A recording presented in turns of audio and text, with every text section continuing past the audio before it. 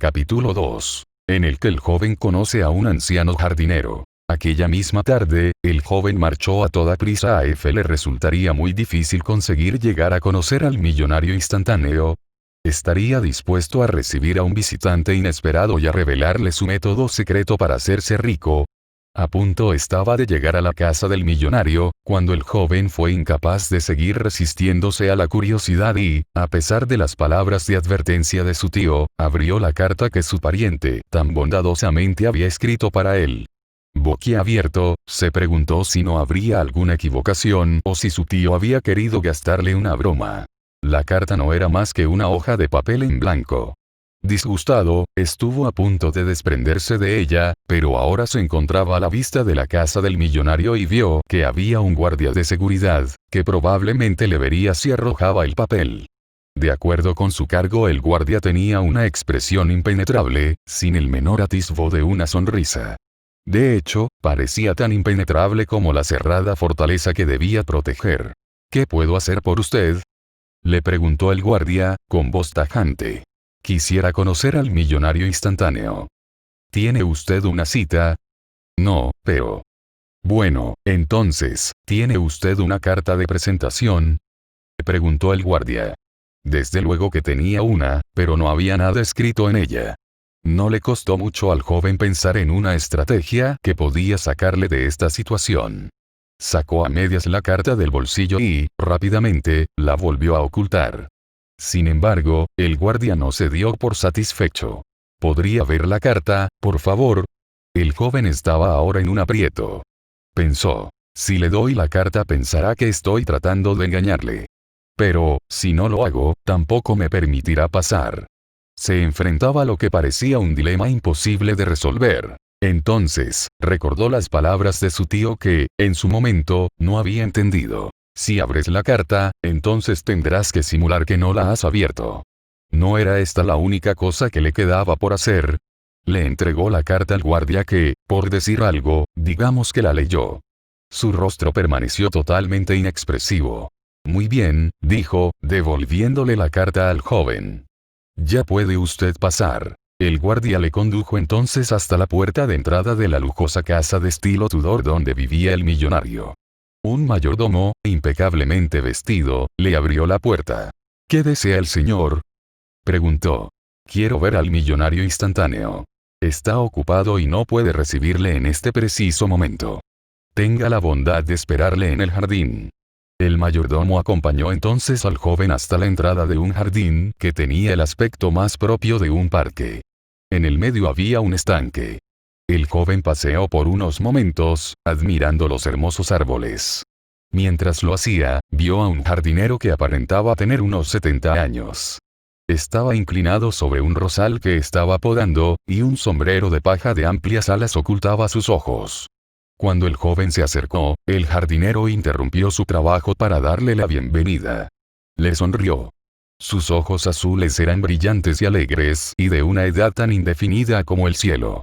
¿Para qué ha venido usted aquí?, preguntó al joven con una voz cálida y amistosa. He venido a conocer al millonario instantáneo. Ah, ya veo. ¿Y con qué intención, si no le importa que se lo pregunte? Bueno, yo simplemente quiero pedirle su consejo. Obviamente. El jardinero parecía estar a punto de volver a ocuparse de su rosal cuando lo pensó mejor y preguntó al joven. Vaya, por cierto, por casualidad no tendrían un billete de 5. ¿Un billete de 5? Exclamó el joven, sonrojándose. Pero si es todo lo que tengo, 5 libras. Perfecto, es justo lo que necesito. A pesar de que al parecer estaba pidiendo limosna, el jardinero mantenía una actitud muy digna. Sus maneras denotaban una gracia y un encanto excepcionales. De verdad que me agradaría poder dárselas, replicó el joven, pero el problema es que no me quedará dinero para poder volver a casa. ¿Tiene usted la intención de volver hoy mismo a su casa? No, quiero decir, no lo sé, respondió el joven, que ahora estaba bastante confuso. No quiero marcharme sin haber visto antes al millonario instantáneo. Pero si usted no necesita hoy este dinero, ¿por qué se muestra tan reacio a prestármelo? Tal vez tampoco podría necesitarlo mañana. ¿Quién sabe? ya podría usted ser millonario. Este razonamiento no le pareció del todo lógico al joven, pero carecía de las fuerzas necesarias para plantear nuevas objeciones. Así que, cuando el jardinero repitió su pedido, le entregó el dinero. En el rostro del jardinero apareció una sonrisa. La mayoría de la gente tiene miedo a pedir las cosas y, cuando finalmente se deciden hacerlo, entonces no insisten lo suficiente. Esto es un error. En aquel momento, el mayordomo se presentó en el jardín y habló, dirigiéndose al anciano, con un tono de voz muy respetuoso.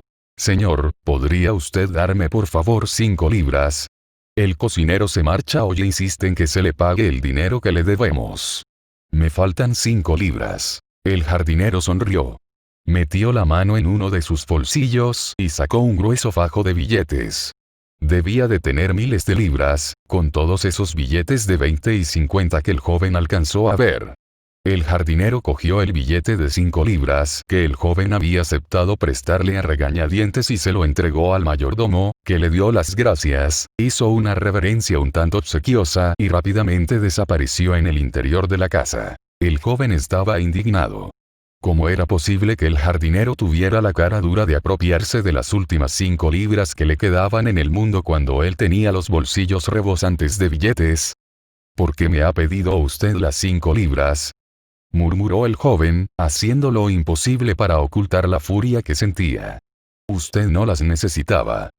Claro que las necesitaba. Fíjese.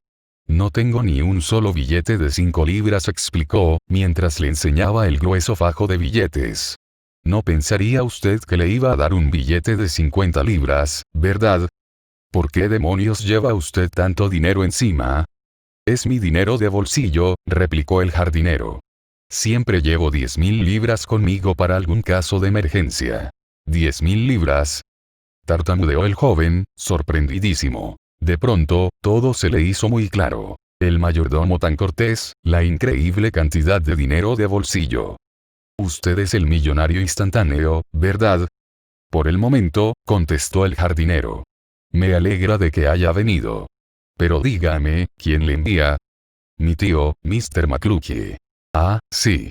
Ahora le recuerdo. Vino a verme hace ya muchos años. Era un pensador muy original, como todos los hombres que se hacen a sí mismos, por cierto.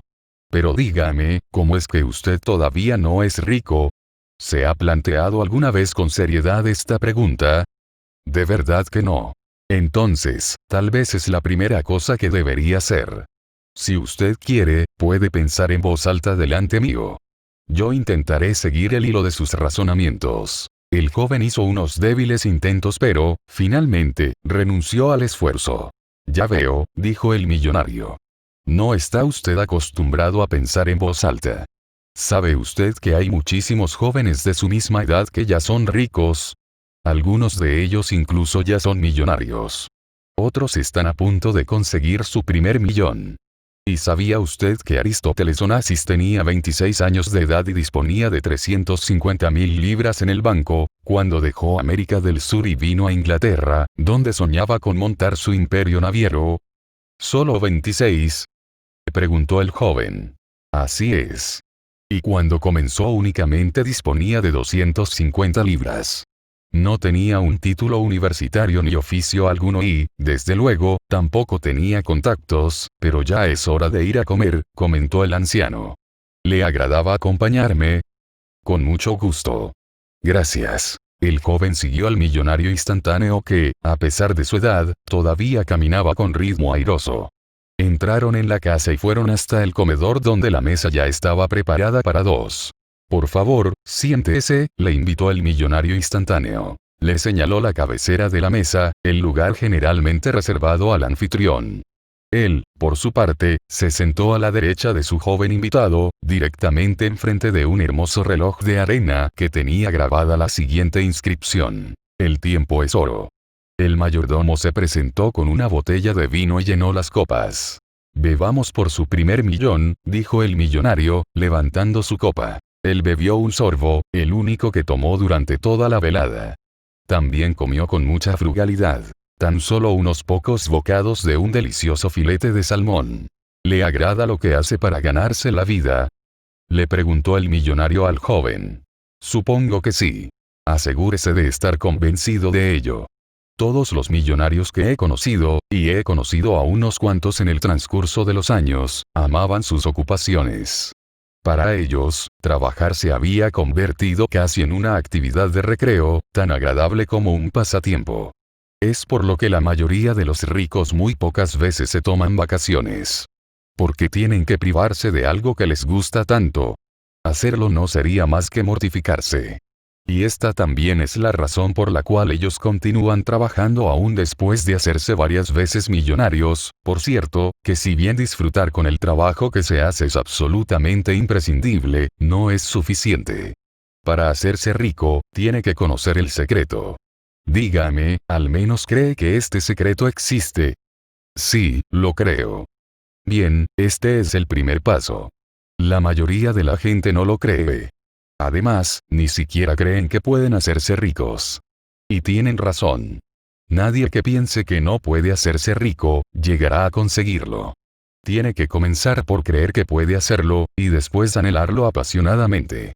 Pero debo añadir que mucha gente, la mayoría de hecho, no están preparados para aceptar este secreto, incluso si se les revela en términos muy simples.